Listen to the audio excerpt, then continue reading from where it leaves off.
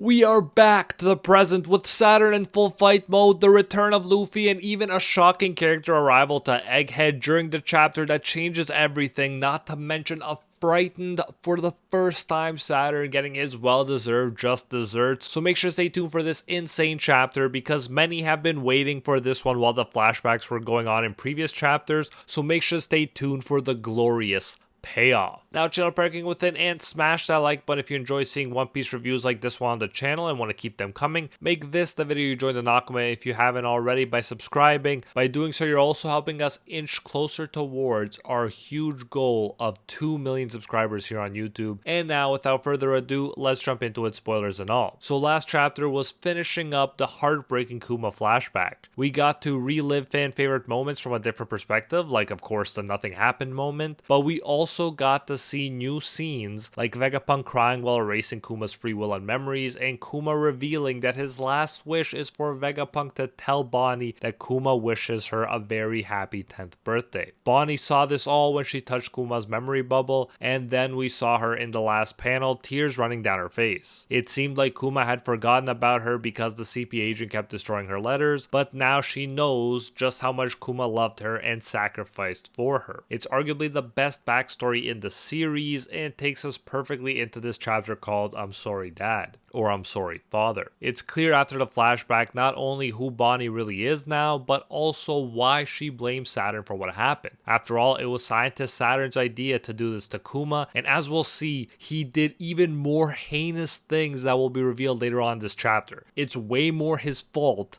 than even Bonnie knows so far. Saturn after this chapter may well be the most hateable character in the series, as we'll get into. So this chapter starts where the last one left off. And once again, we are getting very dark indeed within One Piece. So this chapter starts where the last one left off. Bonnie was crying after seeing Kuma's memories, and here we get Vegapunk running into her after that moment. So this is like the not too distant past, but still technically like a little flashback, but it's still during the Egghead arc. Vegapunk asks her, "Have you seen it all?" meaning Kuma's memories, and Bonnie says yes. Vegapunk apologizes for breaking the promise he made to Kuma, while Bonnie turns into her true little girl form and hugs Vegapunk. She cries, saying she's sorry to him. She obviously misjudged the situation, misjudged him, because she didn't have all the facts. But now, knowing what we know and that Vegapunk tried his best to help Kuma, she thankfully understands that he's not the villain here. We also find out that Kuma gave Vegapunk a gift for him to give Bonnie. He says it's a gift for her 10th birthday. We see Bonnie truly light up, a rare occurrence these days, and it is because she's happy that she got something from Dad. She's beaming. She looks at the necklace and says it's beautiful. It's a sapphire and it looks just like the sun. Kind of weird that Kuma would pick a sapphire with all the suffering caused by the sapphire scales, but there will probably be a good reason for it. Like, it's definitely intentional. Vegapunk says that Kuma said it was meant to be a protective charm. Now, is it possible it's tied to the current Kuma being able to track her down somehow as a pacifista so he can still protect her? We'll see. Then they start talking about Straw Hat and how he evolved so much the past 2 years, so much so that no one could have imagined it. Bonnie knows that he is the child of a very good friend of Dad's, meaning Dragon, and Vegapunk responds, "Yes, I was surprised to see you two ended up coming here together. Fate is such a strange thing." And when you think about it, it really is cool that just like their parents, it seems like these two are gonna end up being really good allies. And like I've been saying, hopefully so much so that Bonnie joins the crew. Drop a hashtag Bonnie for Straw Hat in the chat if you agree. Vegapunk explains that a lot has happened since she went into the room with the memories, and now he is actually being saved by Straw Hat. He says he'll tell her everything, but for now she has to calm down so they can join up with them. Bonnie then once more thinks to herself Vegapunk's words when he said he had no choice. She thinks to herself that it is not the fault of a scientist doing his job. The ones who are truly to blame are these guys, and at this point we jump to the present with a struggling Bonnie being held by Saturn. So yes, we are finally back in the present with all that backstory in the rearview mirror, adding way more weight to the scene right now. Saturn continues to be hateable, no surprise, and decides to tell this little girl after making her suffer so much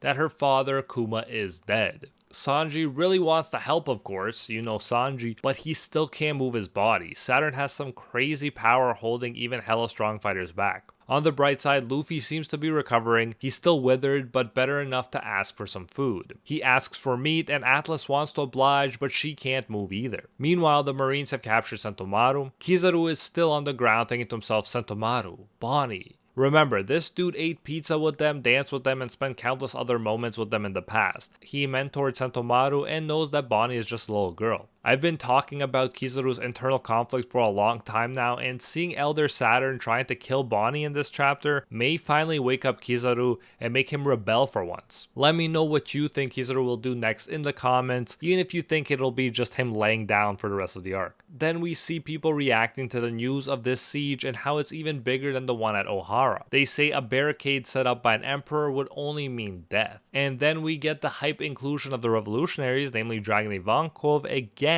who are obviously very relevant to Kuma's backstory and by extension to this whole arc. Dragon says if Kuma started going after the instinct fragment, where do you think he would go, Eva? And Ivankov says, if it was me, I'd certainly go to Marijoa. And then it's concluded, so Kuma was wrong after all. Now, what exactly is the instinct fragment? I'm not sure, but like I said, could that sapphire protective necklace in Bonnie's control be calling out to Kuma now, even as he's supposed to have lost his memories and free will? I wonder, but we have to wait and see. Either way, good to see in the present that we are still getting Dragon Revolutionary moments, and it gives me more reason to hope that my wish will come true and they will come to help at Egghead. I think it's about time, and it would all tie in really well with the Kuma stuff. But back to Bonnie, she says, even if it kills me, I will kill you, Saturn. She uses her broken, distorted future power, and Saturn notices it's similar to Nika. She hits him, but nothing really happens. She asks, why am I becoming weak again? And Saturn says, you are his daughter after all. Of course, you would know about that name, but you don't know what that is exactly. He thinks the white form of Nika from Straw Hat doesn't seem to have connected to her internally yet, end quote. He then says it is truly disappointing. Meanwhile, Luffy is seen eating a bunch of food now, clearly getting better. Saturn is angry at seeing this and asks which one of you gave him food. Immobilize his hands immediately. Use a sea stone handcuff. Some Marines had to deal with him, but noticeably Kizaru does not move. We just see dots where his thoughts should be. Maybe he still can't move, but even so, even if he could, he still seems unsure of what to do next. Then Bonnie realizes that like the others, she is affected by the presence of Saturn, and for her, she says she can't manipulate her age near him. Then we get a huge bombshell. Saturn says that the one who gave her this skill was him, Saturn himself. They conducted an experiment on a certain baby where they gave them the skills of a devil fruit without making them eat it directly. We administered it with an extract. Although it was a success, it is indeed an unnecessary fruit. The user is able to transform however they want regarding the foreseeable future. However, its abilities are severely decreased when one's knowledge of the future differs from reality. In other words, Bonnie wants to believe in Nika, and she swore she would search for Nika when her dad became a cyborg slave so that they could free her dad again and give him freedom. However, at the first evidence that Kuma was dead, she was weakened.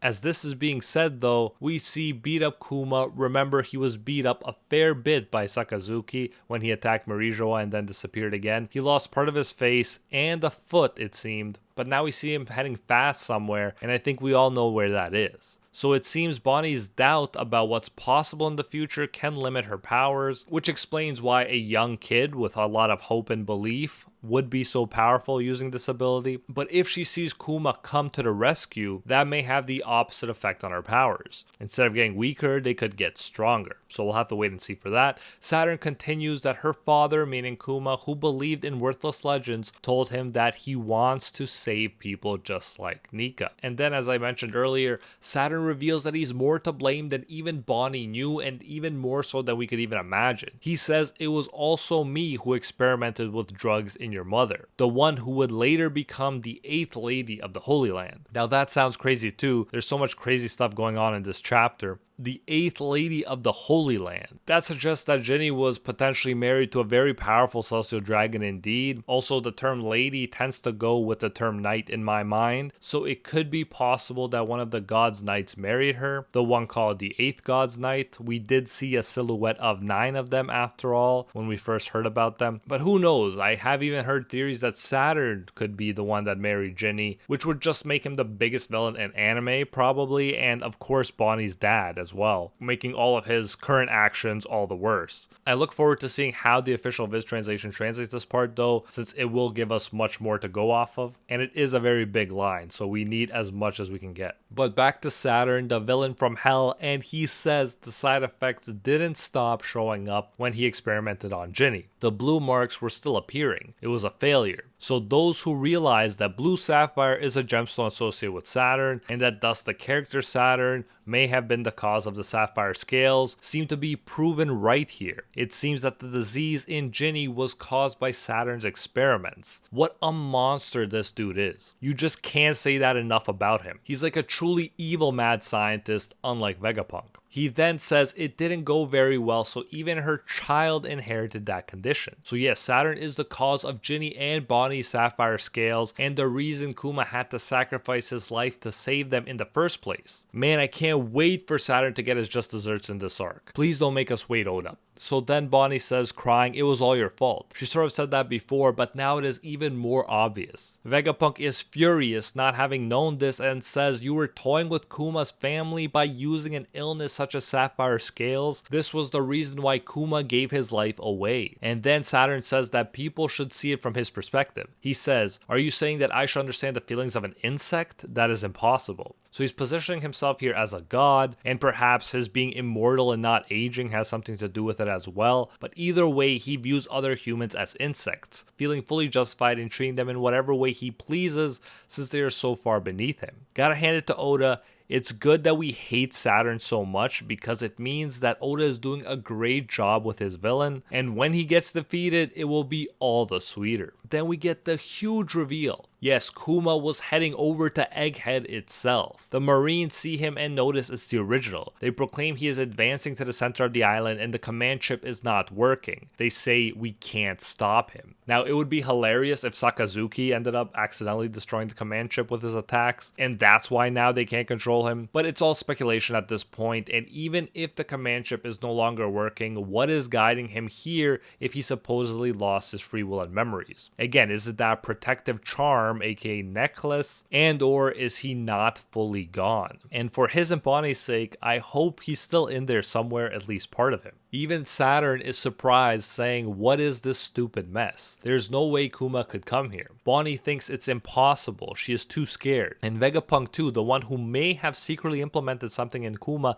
seems to be surprised as well, suggesting he didn't actually do anything. Perhaps science just isn't capable of fully erasing all the free will inside a person. That does seem to be something that would go along well with the One Piece message. Either way, Dad is coming to the rescue and going to prove to his daughter that she can believe in him and in a brighter future, which, as I mentioned, in turn may increase her abilities. We see him running and people shooting at him, and he just keeps running and even sweating. Bonnie thinks to herself, hey dad, it looks like your heart is breaking down. We see him taking shot after shot as they shoot until there's no more bullets. Kuma keeps getting up, and Bonnie is crying, thinking at this point it would be better if she just died. She apologized to her dad, saying the title of the chapter, I'm sorry, father. Everyone is frozen like Sanji, but the one man that is supposed to have no free will keeps moving forward to save his daughter. Vegapunk says, shut up brat, your yelling won't make any difference. And just as it looks like Bonnie is finished and she apologizes that it looks like the life Kuma fought so hard for is about to be lost,